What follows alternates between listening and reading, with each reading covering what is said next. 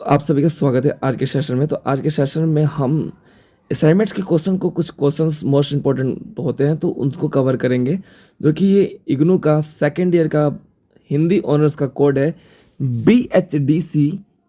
106 BHDC 106। ठीक है, तो ये आपका क्वेश्चन है जो कि पर्टिकुलर हम इसके असाइनमेंट्स जो आपका 2023 टू 2024 वाला जो सेशन है उसी के कुछ इंपॉर्टेंट क्वेश्चन को हम कवर करेंगे आज के सेशन में, क्योंकि बहुत बार एग्जाम में आपके इंपॉर्टेंट क्वेश्चन को पुट देता है आपके क्वेश्चन जो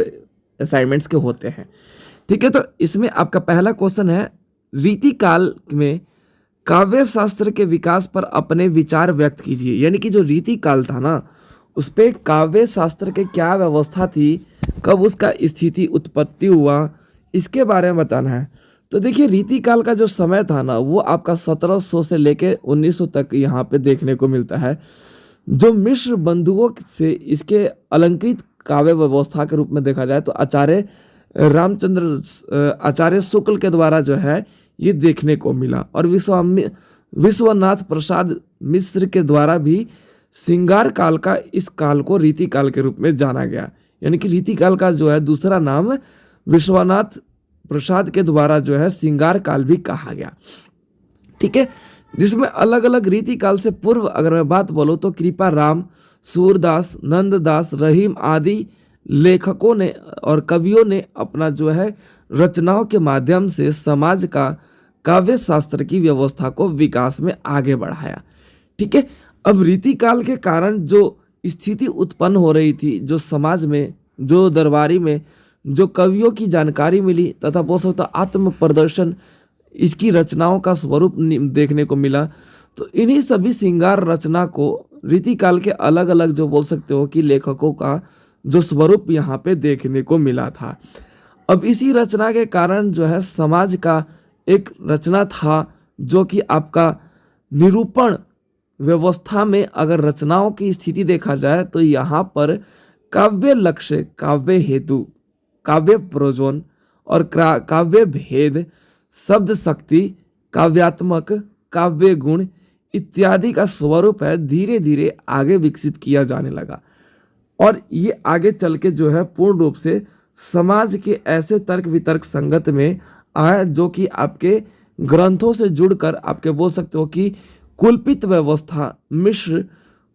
कुमार मणि जैसे लेखकों ने और कवियों ने अपना योगदान दिया और रीति काल काव्य व्यवस्था में अपना रचनाओं का महत्वपूर्ण योगदान निभाते हुए इस काल का जो है आगे बढ़ाने का प्रयास किया गया। ठीक है, इसके साथ साथ नायक और नायिका भेद भी यहाँ पे देखने को मिला कि रीति काल में जो नायक थे, नायक यानी कि बोल सकते हो जैसे हीरो होते हैं, ठीक है, और नायिका जैसे कि हीरोइन के रूप में जाना जाता है आज के नॉर्मल लैंग्वेज में। ठीक है, इनका जो प्रदर्शन, इनका जो कलाकृतियाँ, इनके जो बोल सकते हो एक्टिंग, इनके जो प्रदर्शन की व्यवस्था, वो कहीं ना कहीं समाज में भली भांति पूर्ति होते हुए नजर आ रही थी। ठीक है, राधा माधव बुद्ध मिलन व्यवस्था के रूप में जो है इस काल में कृष्ण की व्यवस्था भी और तथा राधा मनोरंजन व्यवस्था नायिकाओं के रूप में जो है यहाँ पर उल्लेख किया गया। ठीक है, और उसके साथ साथ चौपाई, छंद, कुंडलियां और भुजंग प्रयात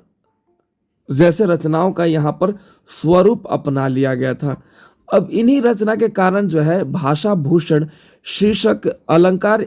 व्यवस्थाओं के रूप में जो है यहाँ पर धीरे धीरे आगे बढ़ता रहेगा, और मतीराम जैसे लेखकों ने भी रीति काल के रचनाओं में अलंकार सहित अपने निरूपक ग्रंथ की रचना इसी काल में कर डाला जो कि रीति काल के समय का था। क्लियर है? अब हमारा नेक्स्ट क्वेश्चन है जो कि एग्जाम के पॉइंट ऑफ व्यू से very very important and wonderful question है, हिंदी साहित्य में काव्य प्रयोजन संबंधित विचारों पर प्रकाश डालिए। यानी कि जो हिंदी साहित्य व्यवस्था है, जो मध्यकालीन हिंदी था, जिसमें आपका बोल सकते हो कि सुप्रसिद्ध कवि तुलसीदास, ठीक है, इनकी रचना तथा इनका काव्य प्रयोजन, लोक मंगल, लोकहित तथा रीतिकाल व्यवस्था, रीतिकालीन कवियों का नाम तथा निरूपण संस्कृति की रचना भी इसी काव्य में देखने को मिलता है। आचार्य रोमनाथ का आचार्य सोमनाथ का लक्षण जो है ग्रंथ रप पीयूष निधि है, जो कि अगर मैं बात बोलूं तो इसके विनोद, मंगल, काव्य प्रयोजन इत्यादि जैसे रचनाओं में देखने को मिलता है। कीर्ति, वित्त, मंगल, उपदेश के साथ साथ विनोद जैसे रचनाओं का भी यहाँ पर उल्लेख बड़ी भांति किया गया है। भिखारी दास जो कि एक बोल सकते हो कि प्रसिद्ध काव्य रचनाकारक माने जाते हैं, जो कि काव्य लिखने में इनको प्रसिद्धि देखने को मिलती है। भिखारी दास का प्रसिद्ध लक्षण था ग्रंथ काव्य निर्णय, यानी कि जो काव्य रचना किया जाता था उस रचना में निर्णय लेना बहुत ही कठिन शामिल होता है। जैसे कि एग्जाम्पल लो कि आप लोग देखते हो कि कोई भी बातों पे डिसीजन लेना बहुत कठिन होता है, सोच समझ के लिया जाता है। तो भिखारी दास की रचनाओं में इसी तरीके का लहजात्मक व्यवस्था देखने को मिलता है, जिसमें इनकी रचनाओं में हिंदी की आकृतियां महत्वपूर्ण रूप से दर्ज होती है। शुक्ल के अनुसार, यानी कि आचार्य रामचंद्र शुक्ल के अनुसार आनंद और एवं मंगल प्रसिद्धि के रूप में इन्होंने अपनी रचना साधना व्यवस्था के रूप में, सिद्धा व्यवस्था के रूप में जो है इन्होंने अपनी रचनाओं के माध्यम से लोक मंगल हेतु अपना विकास करना शुरू किया। ठीक है, उसके साथ साथ आचार्य हजारी प्रसाद द्विवेदी जैसे लेखकों ने भी इस काल के रूप में, इस काव्य व्यवस्था के रूप में बहुत ही अपना महत्वपूर्ण योगदान दिया, जो कि समाज में एक विचारों का बोल सकते हो कि तालमेल बनाना तथा साहित्य का उद्देश्य जीवन को किसी भी मार्मिक स्वरूप को आगे बढ़ाना। मान्यताओं की बात की जाए, सभी दृष्टिकोण के रूप में वाजपेयी जैसे दृष्टिकोण को आत्मनिर्भर करना इत्यादि रचना देखने को मिलता है। और इसके साथ साथ डॉक्टर नगेंद्र का कथा ये मानना था कि जो आचार्य रामचंद्र शुक्ल थे, आचार्य हजारी प्रसाद द्विवेदी थे, इनकी रचनाओं में एक अलग ही कल्याण हेतु जो बातें छुपी हुई होती हैं, जो समाज के विकास तथा समाज के तर्क संगत साहित्य की रचनाओं का एक लेखन क्रिया इन दोनों लेखनों में मिलता है। इसके साथ साथ कला जीवन पलायन, मनोरंजन, सेवा अर्थ, आत्म साक्षरता तथा सृजनात्मक व्यवस्था जैसी रचनाएं भी इनके लेखन क्रिया में देखने को मिलता है। अब देखिए हमारा अगला क्वेश्चन है जो कि इंपॉर्टेंट है, वेरी वेरी। काव्य लक्षण संबंधित हिंदी के आलोचकों के मत की समीक्षा कीजिए। यानी कि जो काव्य लक्षण है ना, लक्षण का मतलब होता है सिम्टम्स, यानी कि जो काव्य लिखने का जो सिम्टम्स है तो भाई क्या है, तो उसके आलोचक कौन थे। आलोचक का मतलब होता है लेखक, उसके बारे में लिखने वाले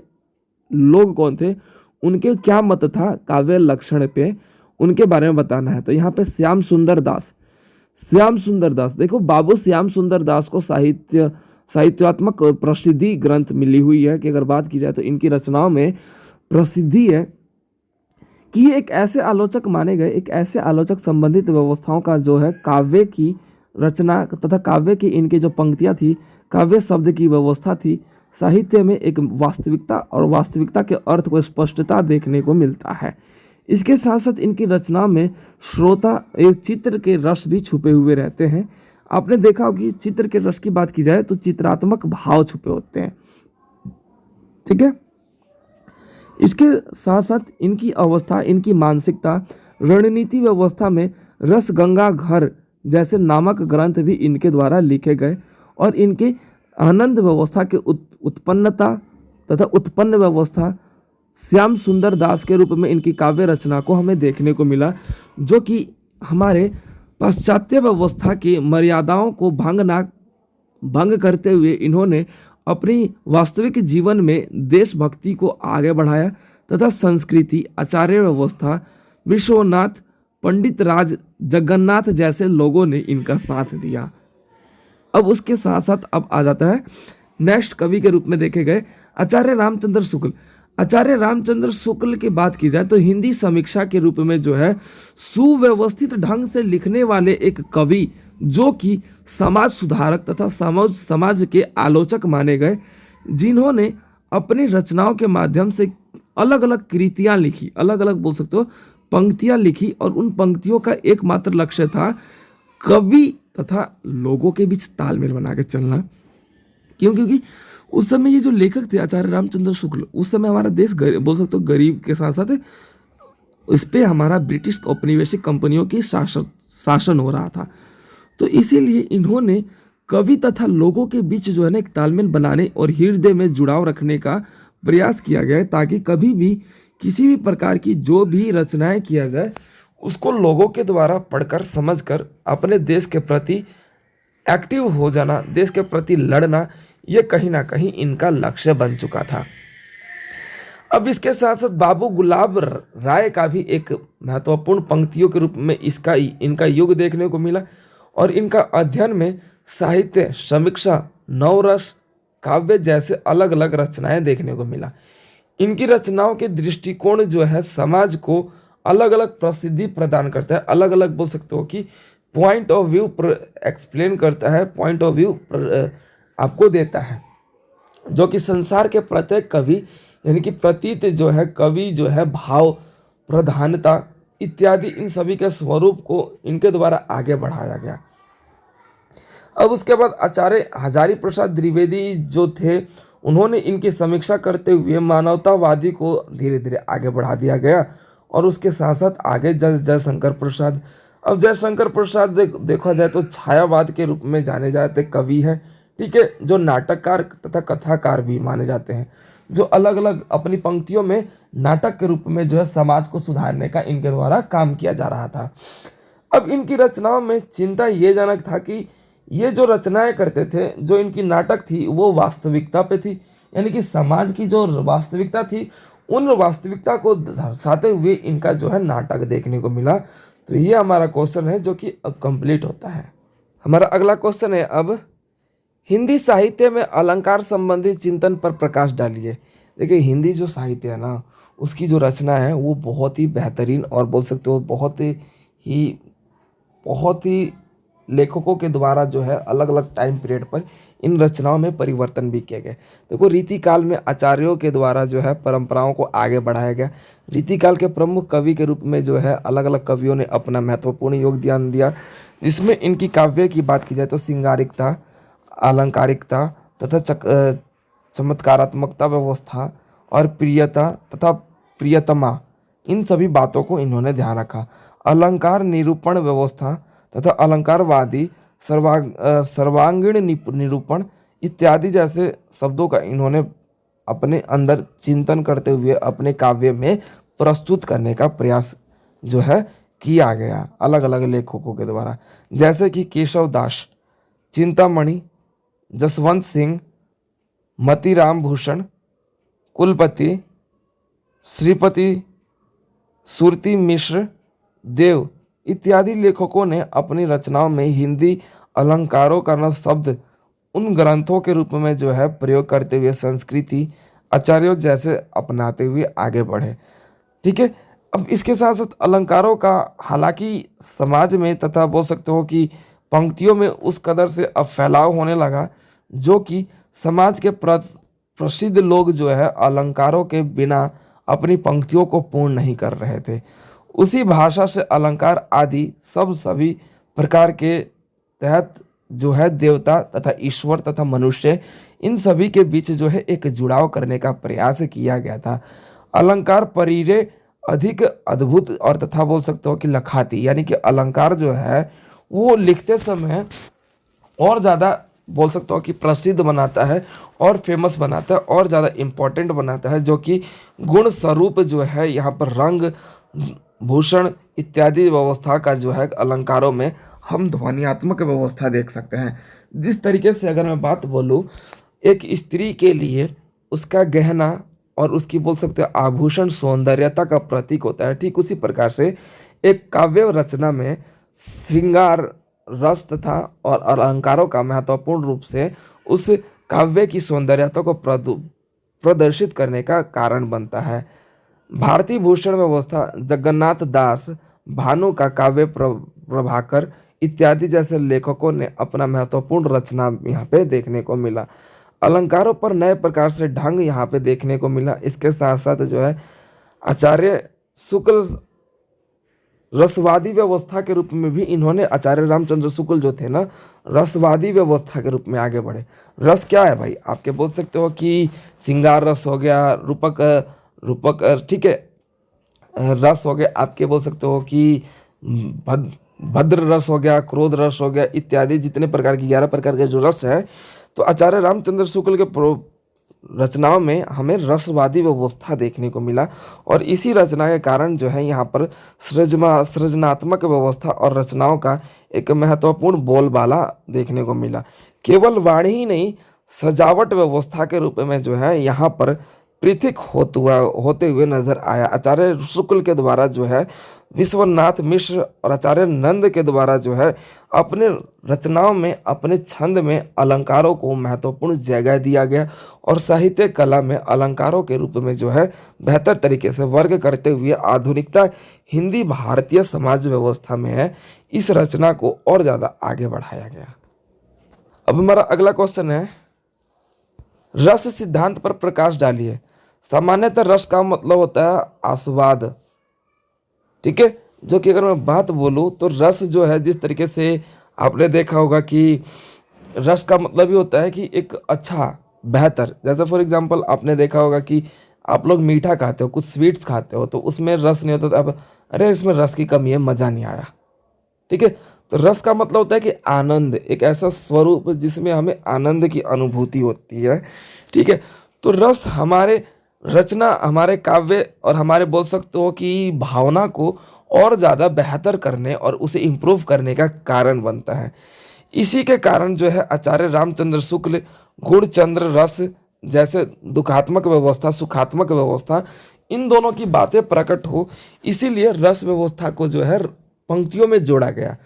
हालांकि इस शब्द की उत्पत्ति की बात की जाए तो धातु अखंड व्यवस्था के रूप में प्रत्यय जोड़ने से होता है, जिसकी उत्पत्ति अगर मैं बात बोलूँ तो आस्वाद्य व्यवस्था के रूप में जो है रस को एक स्वाद के रूप में तथा एक आनंद के रूप में जाना जाता है, जिसके अंतर्गत रस के रूप ऊपर जो है बहुत से लेखकों का अपना अपना विचार, अपना अपना मत एक्सप्लोर उनके द्वारा किया गया, ठीक है। जैसे कि अगर मैं बात बोलूँ तो अगर एक एग्जाम्पल पे लिखा जाता है रस चिंतन के प्रमुख आचार्य, जिसमें आपके देखने को मिलता है कि इन्होंने अपनी साधारणता जीवन में चर्चाओं के माध्यम से काव्य व्यवस्था की व्याख्या करते हुए इन्होंने रस का महत्वपूर्ण रूप से प्रयोग किया, जहां जहां इनको रस की जरूरत पड़ी। अब ये समाज और ये विश्वनाथ जैसे लेखकों ने, जैसे कि भट्टनायक, आचार्य शंकुक, ठीक है, लोलट जैसे लेखकों ने अपनी रचनाओं में रस को महत्वपूर्ण जगह देते हुए जो है आगे बढ़ाया गया, ठीक है। उसके बाद भरत मुनि से पूर्व रस विवेचक। अब भरत मुनि से पूर्व रस विवेचक की बात की जाए तो नाट्य शास्त्र में, यानी कि जो नाटक होता है उसके फील्ड में अगर मैं बात बोलूँ तो मान लो कि कोई नाटक होता है, तो उसके नाटक में कोई एक्टिंग जो है, एक इमोशन नहीं जुड़ेगा, तो उसके नाटक का क्या फर्क पड़ता है। अगर मान लो कि उसे दुखी होना है, बस वो बोल के दुखी हो जाएगा, ऐसा तो नहीं है, उसके चेहरे से झलकेगा ना कि वो दुखी है वास्तविक रूप में। तो इसीलिए रस जो होता है हमारे रचनाओं में एक जीता जागता बोल सकते हो उदाहरण बन जाता है, जिसके माध्यम से हम ये कह सकते हैं कि रस के कारण हमारे बोल सकते हो विचारों में और एक आनंद रूप में जो है